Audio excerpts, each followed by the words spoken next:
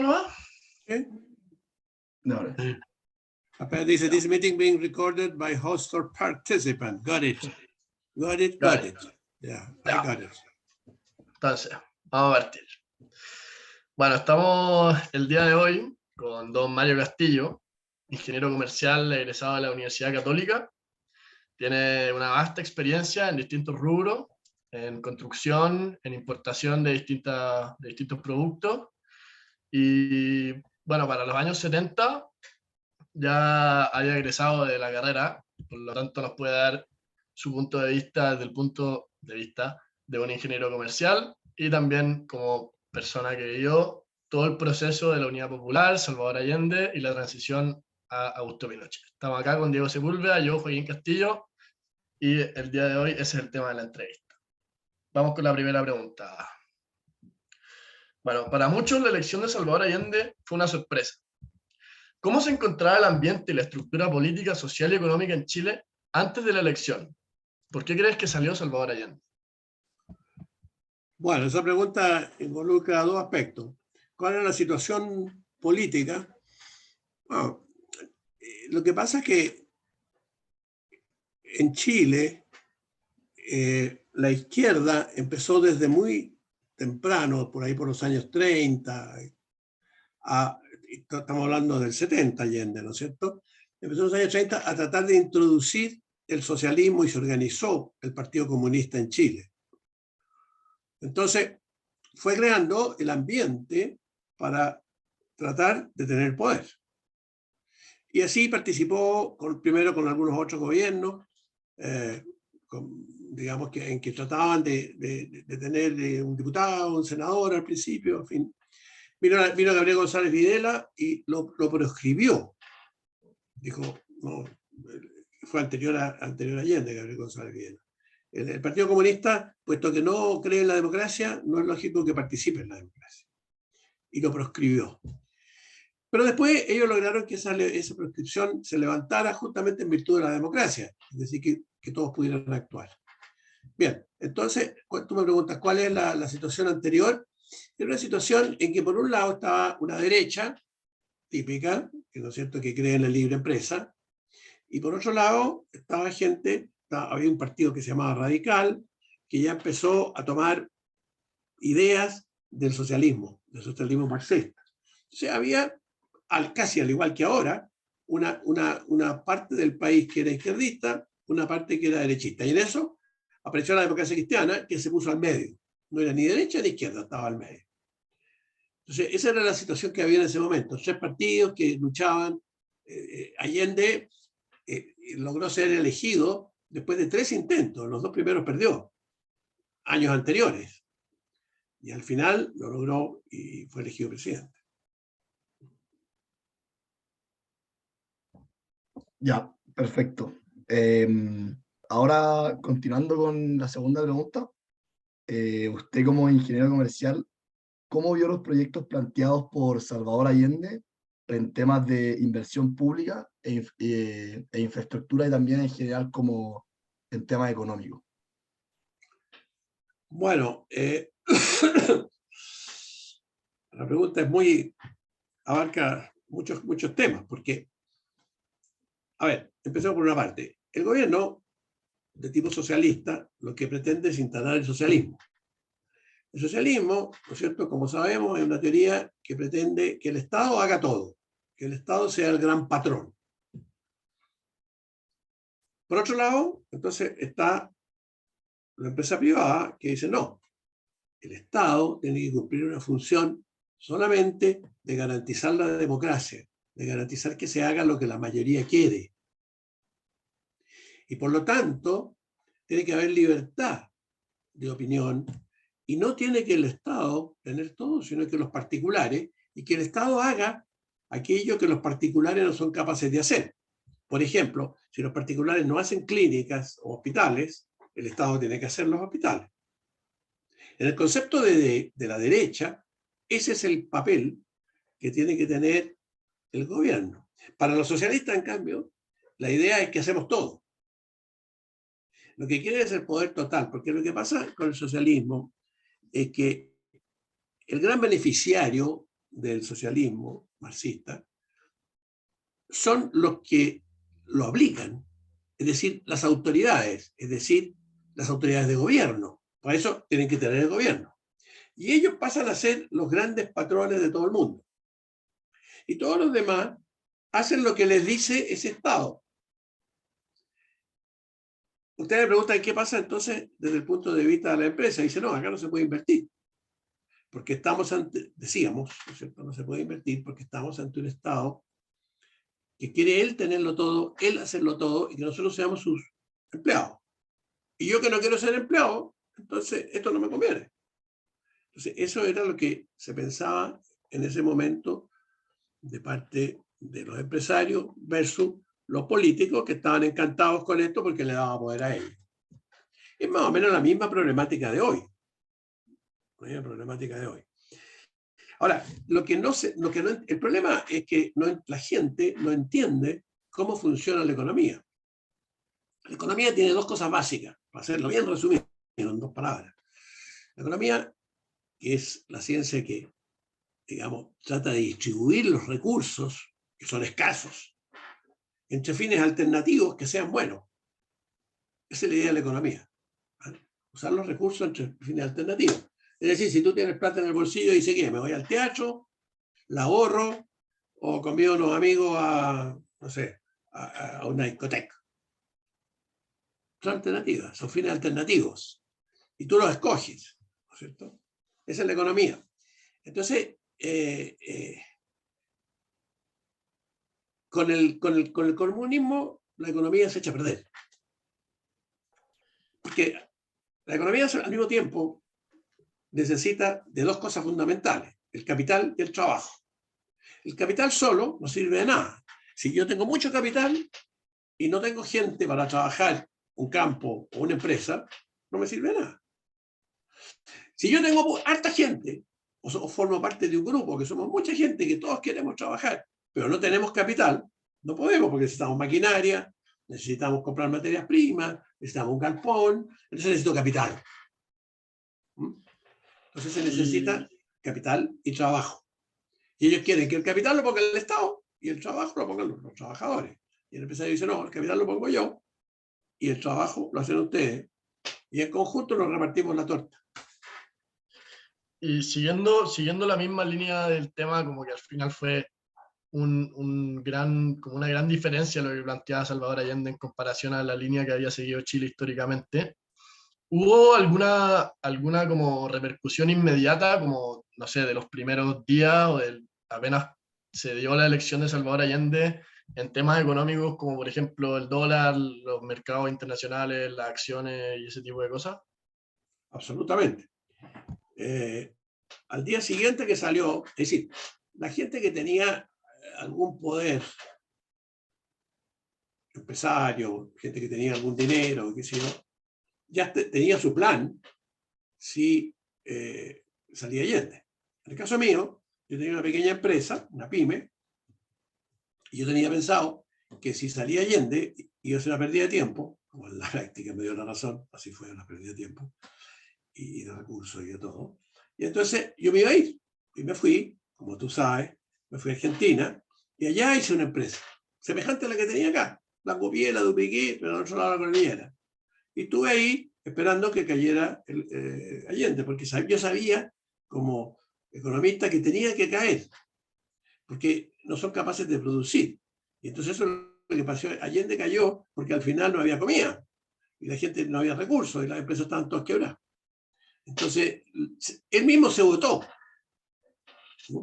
Porque no alcanzó a tener el poder y hacer caminar este cambio a que el Estado tuviera, fuera el dueño del capital y que tuviera sus empresas andando, porque no tenía gente capacitada.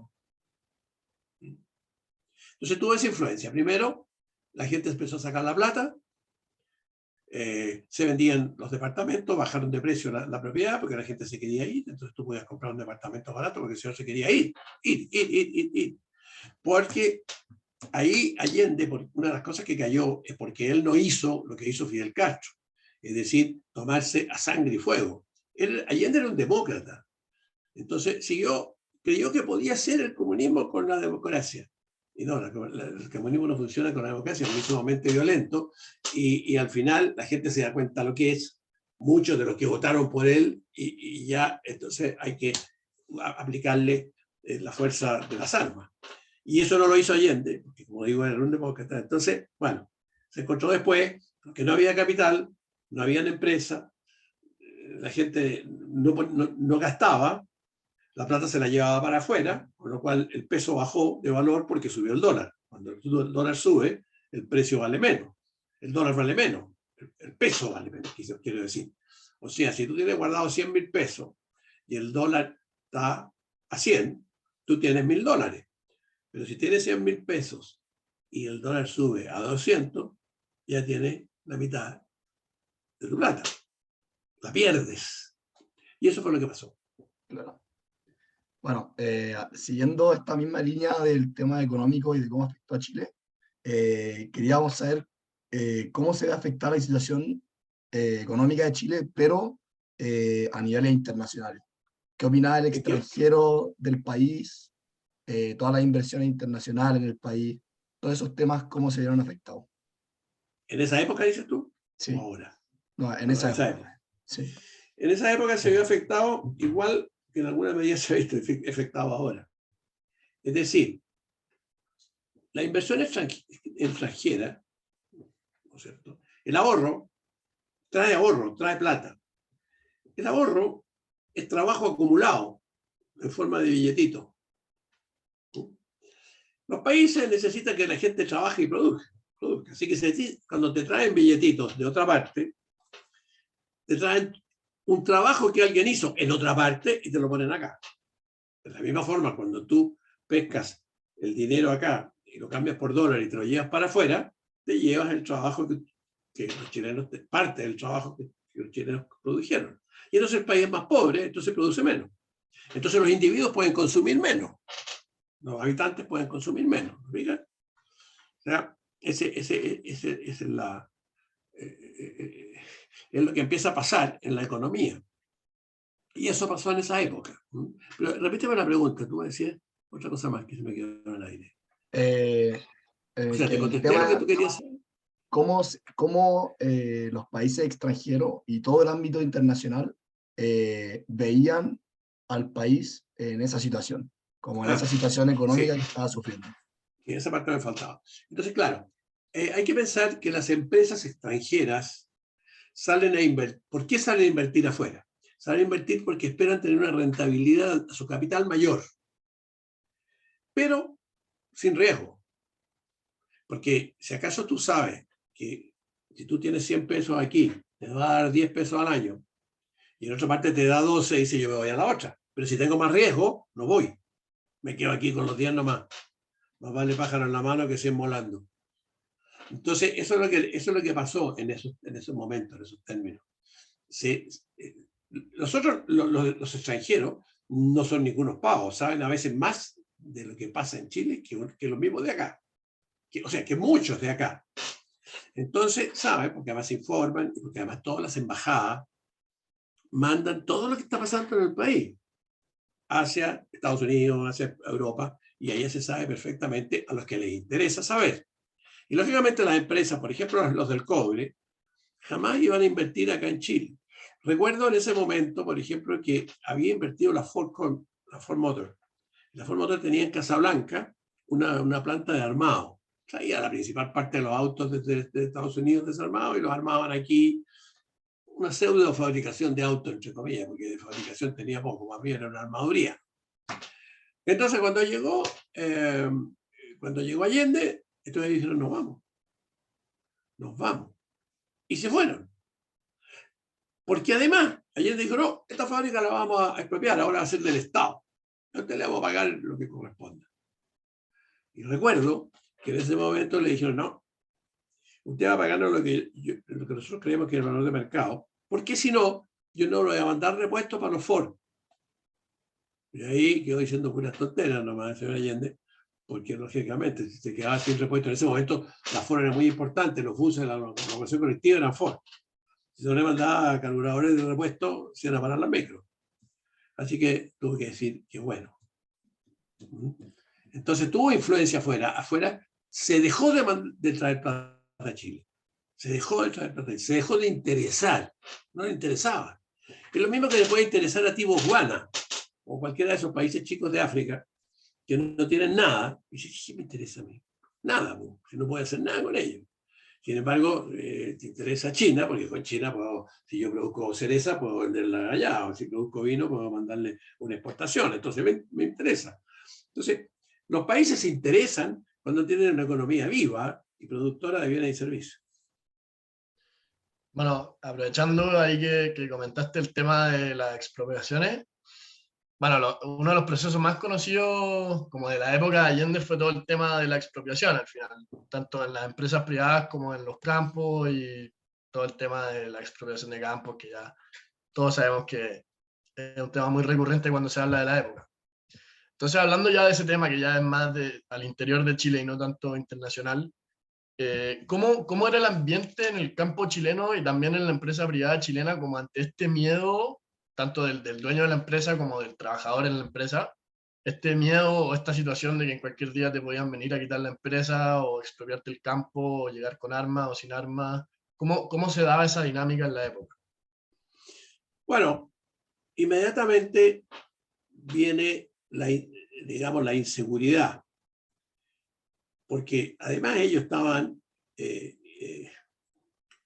digamos, tenían un plan teórico, pero estaban improvisando. Entonces, ni ellos sabían bien lo que iban a hacer. Sabían que querían quitar una empresa. Y entonces, al quitar la primera empresa que quitaron, que creo que fue Yarur, era una textil, ¿ah? Entonces todos los demás dijeron, bueno, aquí nos van a quitar la cuestión, bajemos. No hagamos nada primero que todo, y tratemos de sacarle la mayor cantidad de plata para afuera, ¿no? Entonces paró la producción. Por ejemplo, yo recuerdo un caso que expropiaron la firma Salinas y Fabre. Yo era muy amigo de Roberto Salinas, que era hijo de uno de los socios de Salinas y Fabre. Y a ellos llegó un interventor y dijeron, bueno, usted, señor, mándese para afuera, porque ahora soy yo el que voy a dirigir con la empresa. Ya le vamos a pagar. Y bueno, y que queden aquí los obreros, y se fueron. Y resulta que él pasó unas cosas tan absurdas como se quedaron con todo, entre ellos las camionetas. Esa empresa tenía camionetas para atender las cosas y para los vendedores. Y qué sé yo. Entonces ellos llegaron y tenían una copia de la llave de las camionetas en la caja de fondo de su casa. Entonces fueron con esa un día en la tarde y se robaron las camionetas, pero se robaron sus propias camionetas, o sea que nadie los podía pasar. Y se las llevaron y las escondieron en el fondo de un amigo, no sé dónde. Les robaron sus propias camionetas, se robaron sus propias camionetas. Entonces tú ves que ahí se produce, ese es un cuento, una anécdota que es cierta, ¿no es cierto?, del despelote que queda en la economía. Porque si tú le cambias las bases como si le moviera, ¿no es cierto?, si tú vas a jugar ping-pong y te mueves la mesa de ping-pong así, no puedes jugar. Entonces, acá tampoco puedes producir. Entonces, ¿qué es lo que pasó? Que, digamos, se generó inmediatamente desconfianza y entonces empezó a faltar después bienes. Los importadores dejaron de importar, pescaron los dólares y los mandaban para afuera. Entonces, el importador siempre tiene que tener dólares para poder comprar los bienes afuera. Entonces no había repuesto. Y después aquí se necesitaba, no sé, te invento, aceite, petróleo, y no había.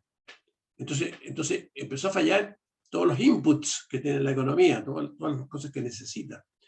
Repuestos, tractores, maquinarias, no llegaban. Entonces se empobreció el país y ahí quedó trancado. No sé si contesta tu pregunta eso. Sí. Ahora, usted mencionó que no había vivido todo el momento del Chile, el momento de la Unidad Popular. Y como última pregunta, le queríamos preguntar, ¿cómo evolucionó toda esta situación de la escasez, el mercado negro, todos estos temas, la inflación, pero desde su perspectiva extranjera, estando en otro país? Bueno, estando de afuera, tú lo ves con mucha pena, primero que todo, porque te da pena que tu país se lo estén desarmando unos pelotillas, unos tipos que no saben nada. y que lo único que tienen en el alma, muchos de ellos, es odio. Porque aquí ya entramos a lo que es el socialismo, ¿no es cierto? El socialismo es una especie de religión que cultiva mucho el odio de clases. Entonces, su gran discurso es, nosotros le vamos a quitar la plata a los ricos para dártela a ti que eres pobre. Entonces, fantástico, esto gallo, ahora, viva el comunismo. Si a mí me dice un gallo aquí, llega aquí a este escritorio y me dice, oye, yo te le voy a quitar plata y al gallo al lado y te lo voy a dar a ti, yo lo encuentro re simpático. Bueno, entonces, pero eso es una falacia. Porque eso ningún país puede seguir y continuar con ese proceder. Es un robo. Entonces, lo que se vivió fue un robo. A los campesinos, a los agricultores, les robaron el campo. Porque, ¿cuál fue la manera de robarse? Es decir, se lo vamos a expropiar y le vamos a pagar con los bonos. Entonces, pagaban con los bonos, pero había mucha inflación en Chile porque ellos generaban inflación y entonces los bonos, que en un momento valían 100, después valieron 50, después 30, después 20. Entonces el fondo que tú lo habías vendido o cambiado por bonos por 100 a 100 pesos, recibía al final 2 pesos o 5 pesos, porque eran bonos a largo plazo y se iban desvalorizando. No existía la UEF en ese momento. Entonces, el socialismo es una especie de religión destinada a captar gente y de hacerse del poder. O sea, si tú quieres tener poder, ¿no es cierto? O llega y te fuerza y te metes y formas tu empresa y haces una gran empresa y tienes poder por eso, o te metes al Partido Comunista. Y estoy ahí, pero tienes que estar arriba, porque si estás abajo, estás jodido. Ahí no te van a dar ni un peso. A ellos no les interesa el pueblo. Eso es una mentira. Es una mentira para conseguir adeptos y con los votos llegar al poder. ¿De quiénes? De los que están arriba. Allende y todos sus amigos. Allende vivía en una estupenda casa, ¿no es cierto? Se tomaba unos grandes whisky, convidaba a todos sus amigos todas las noches. Lo pasaba estupendo. Qué sé yo, autos y todo lo que quisiera. Pero el resto, nada. El resto no tenía ni pan. Eso fue lo que aconteció. No sé qué otra pregunta tienes, qué cosa les quedó oscuro. ¿Qué te parece a ti que no está claro lo que yo he dicho?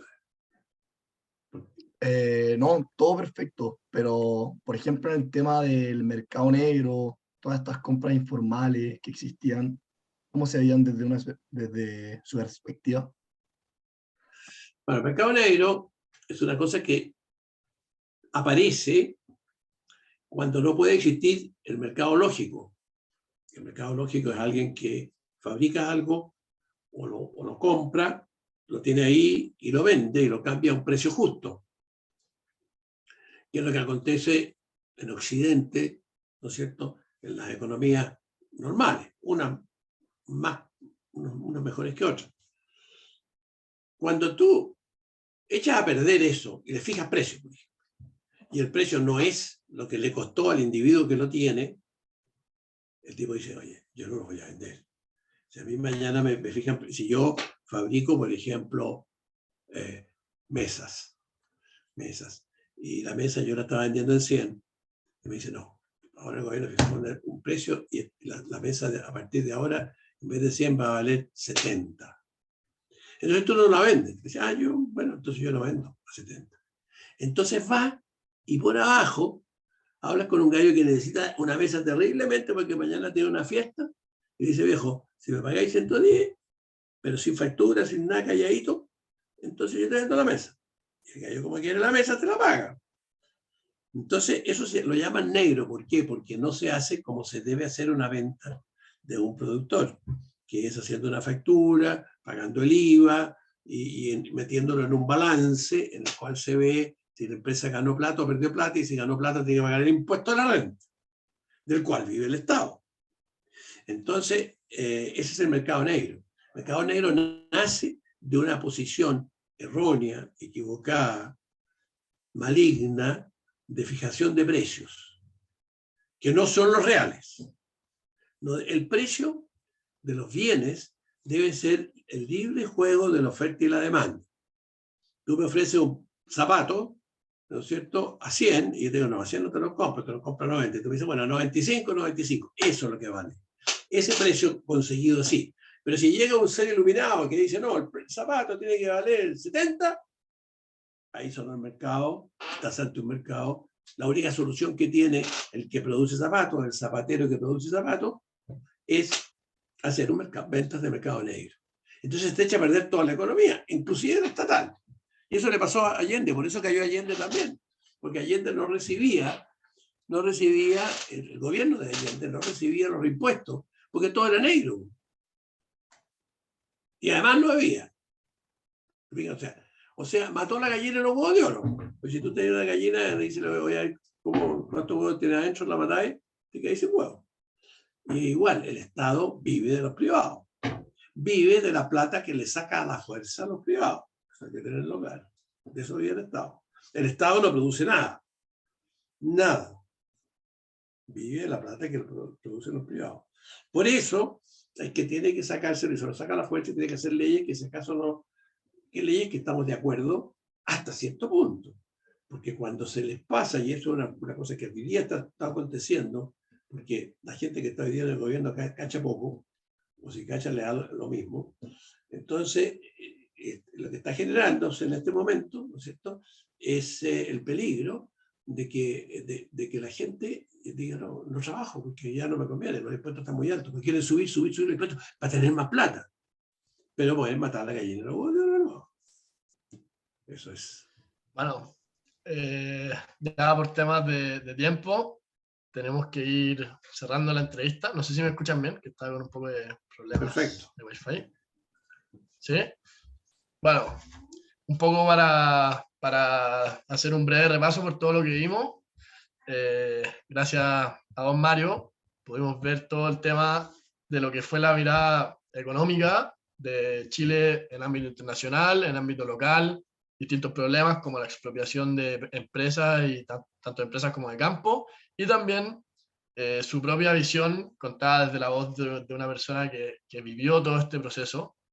No ningún cuento ni nada que leímos por ahí, sino que la experiencia que nos está contando Mario hoy día es la de alguien que lo vivió en carne y hueso. Muchas gracias, Mario, por tu tiempo y por darnos todo tu conocimiento del tema. Y bueno, gracias, Diego, y todo por este trabajo. Adiós, entonces. Gracias a ustedes por poder hablar y sacar las ideas desde adentro. Eso, muchas gracias. Bien. Gracias.